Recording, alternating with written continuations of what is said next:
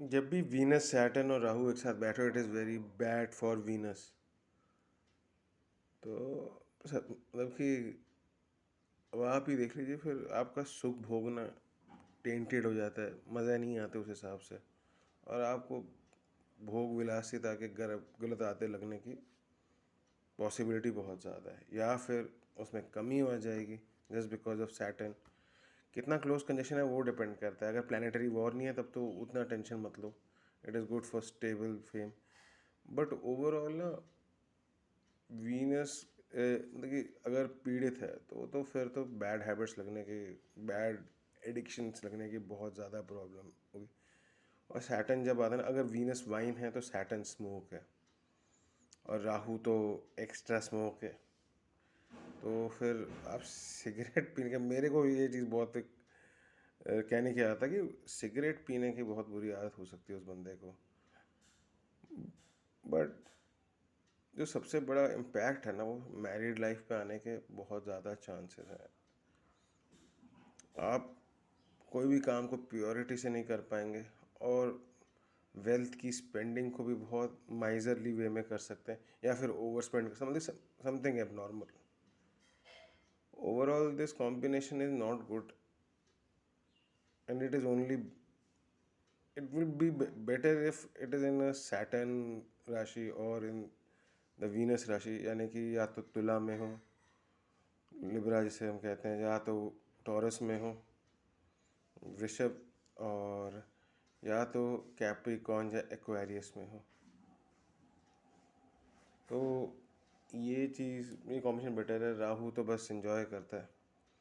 अगर राहु के साथ दोनों प्लैनेट हो तो राहु को इतना ज़बरदस्त स्ट्रेंथ मिल जाता है कि फिर वो अपनी बदमाशियाँ करनी शुरू कर। तो अगर आपके नाइन्थ भाव या लग्न में या फिफ्थ भाव में, तो जो भी आपका रेजोल्यूशन होता है, या फिर जो भी आपने सोच लिया कि ये करना है तो करना है, अगर डिग्निटी में है ये कॉम्बिनेशन या कंजंक्शन का है, और टेंथ हाउस में, तो it is good for your professional life, at least from the stability point of view.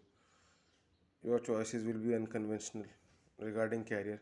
लग्न इन्वॉल्व होता है तो सुपर स्ट्रेंथ आता है।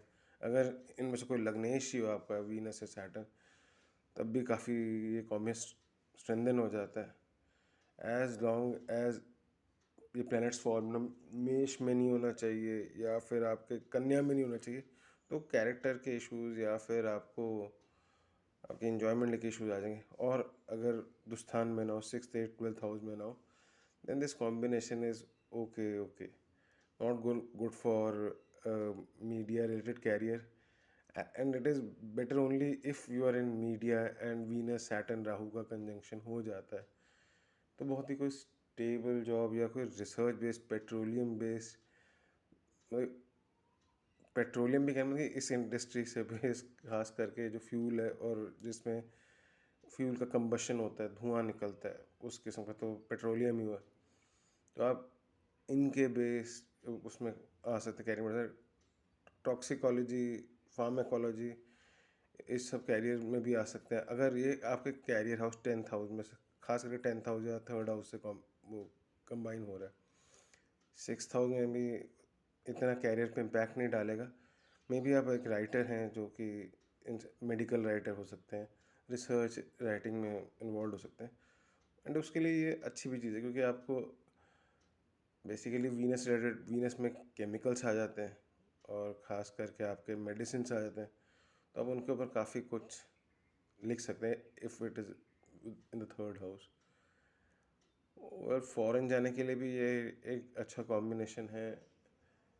मे भी थोड़ा सा कोई लीगल इशू लेके प्रॉब्लम आएगा ट्वेल्थ हाउस में हो तो। एट्थ हाउस में तो कोई कॉनिक डिजीज़ दे सकता है, तो इसके लिए बी ऑन द लुकआउट।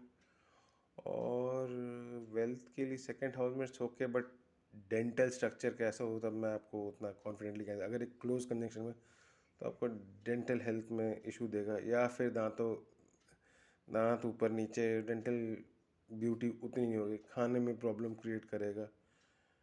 मोटा मोटी तो यही बात है, जेनरिक इंटरप्रिटेशन तो यही है। अगर वीनस सैटर्न और राहु कंजंक्शन है आपके किसी भी हाउस में, आपकी कुंडली में, और भी कुछ अगर दिमाग में आता है, कुछ और इन्फॉर्मेशन है, तो मैं आपको अगले वीडियो में बता दूंगा। तब तक आप सब्सक्राइब कीजिए एस्ट्रो भट्टा पे। Okay bye.